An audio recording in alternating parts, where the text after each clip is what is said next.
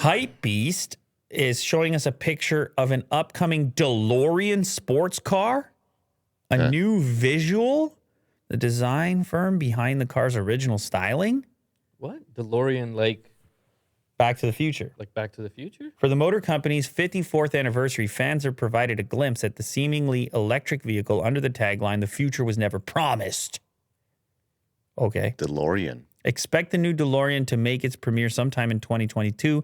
You know, this company has a real cult following. People were using the old parts and still building them even recently. Such a cool looking and unique car. Yeah, Back to the Future. The design is still iconic, as it were. And an electric version of it, well, yeah, you have a few people lining up to buy something like that, Will. With the gull wing doors? And they were doing the stainless steel before the Cybertruck was doing the stainless steel. Tell you what.